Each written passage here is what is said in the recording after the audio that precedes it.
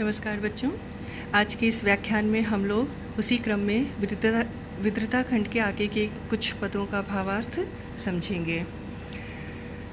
मृत्यु से पूर्व विद्रता अपने पति से कुछ मर्म वचन कहती है और प्रस्तुत पद में हम देखेंगे कि विद्रता ने अपने हृदय की उस व्यथा का, उस पीड़ा का चित्रण किया है जो उसके यहाँ से याचकों के खाली हाथ लौटने पर उसे अनुभव हुई। यहाँ पर विद्रता अपने पति से प्रश्न करती है कि हमारी प्राचीन भारतीय संस्कृति में भोग को गौड़ और दान को मुख्य माना गया है। जहाँ दीयता तथा बुझ्यता मुख्य यही दो बातें, जहाँ अतिथि हों आप देवता आज वहीं ये घातें। वो कहती है कि हमारे यहाँ दान देना ही प्राणी मात्र का धर्म रहा है तथा दान देने के उपरांत ही भुज्यता अर्थात भोग करना आवश्यक कहा गया है। उसका कहना है हमारे यहाँ दान लेने देवता तक आते रहे हैं और वे स्वयं अतिथि बनकर आते थे, परंतु अब मनुष्य ने आज वहीं ये घातें, लेकिन आज मनुष्य केवल अपने स्वार्थ को ही सबसे ऊपर रखता है और स्वयं विश्वासघात करता है। वो कहती है कि इस बात की तनिक भी चिंता नहीं है कि याचक उसके द्वार से खाली हाथ लौट गए हैं।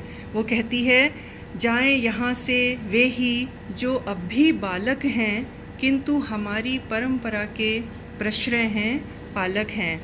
विद्रता कह रही है कि पुरुष के इसी अनाचार का परिणाम है कि आज यज्ञ भूमि से अतिथि के रूप में आए हुए बालक भी भूखे लौट गए और उन्हें अन्न, मुट्ठी भर अन्न भी प्राप्त नहीं हुआ, जबकि अतिथि सत्कार का महत्व वेदों में भी स्वीकार किया गया है।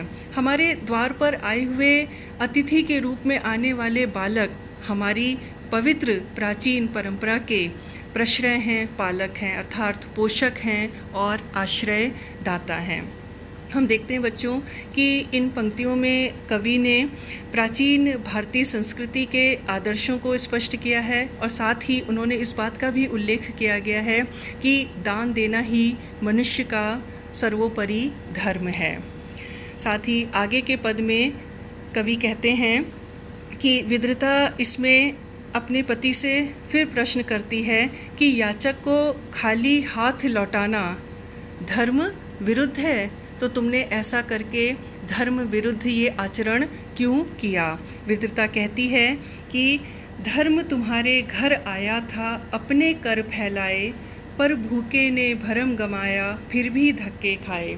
कि हमारे प्राचीन धर्म ग्रंथों में दान देना सबसे बड़ा धर्म कहा गया है और इस प्रकार आज धर्म स्वयं याचक के रूप में तुम्हारे घर पे, तुम्हारे द्वार पर आया था, लेकिन तुमने उसे खाली हाथ लौटाकर उसकी उपेक्षा की। भूखे ने भरम गमाया, तुमने उसकी उपेक्षा की। आज उसका ये भ्रम भी गमाया, समाप्त हो गया, नष्ट हो गया कि सद्गृहस्थों के घर पर उसको अन्न के 2 दाने मिलेंगे। आज उसने ये भ्रम भी उसका समाप्त हो गया, तुमने उसकी उपेक्षा की। अतः अब इस यज्ञ के द्वारा अब तुम किसको साध रहे हो, चला गया है वह तो, पाप कर रही थी क्या कोई, कहो सुनूं मैं यह तो।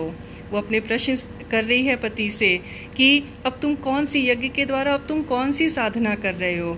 विद्रता के कहने का अर्थ यह है कि भूखे को भोजन देना सबसे बड़ा यज्ञ धर्म है और याचक तो स्वयं तुम्हारे द्वार पर आए थे, परंतु तुमने तो उनको भोजन न देकर धर्म विरुद्ध कार्य किया।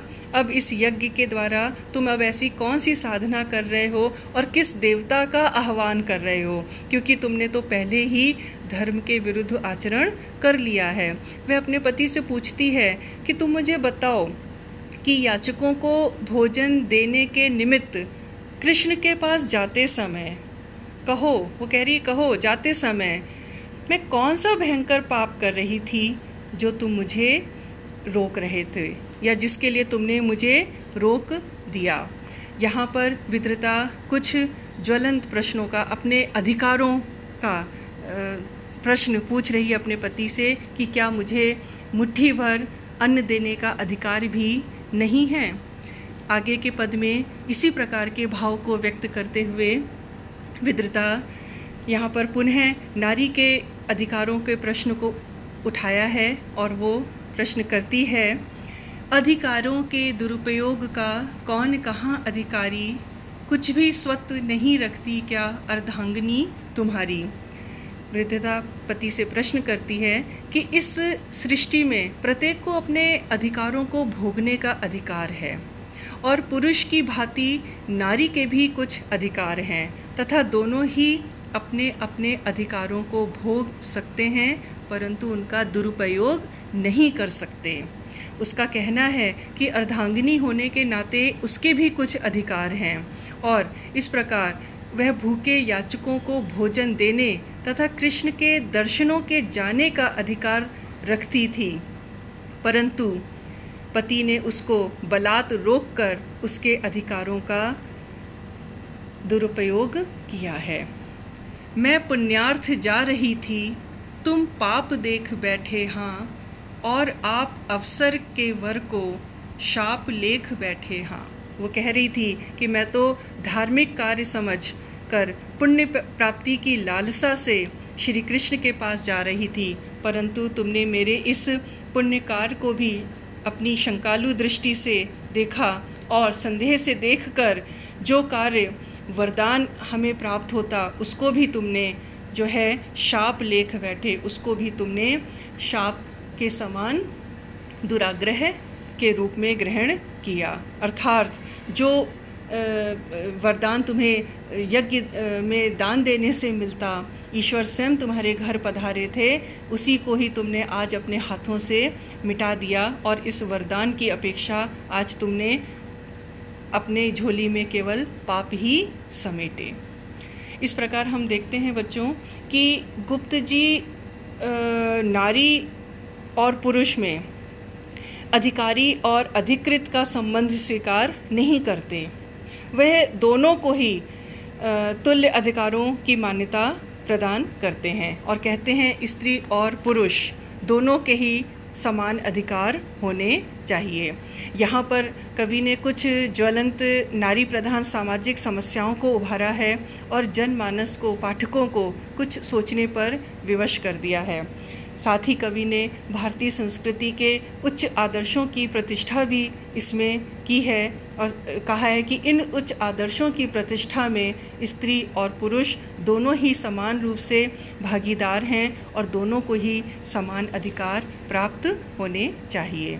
धन्यवाद बच्चों, कल इसी क्रम में हम आगे बढ़ेंगे।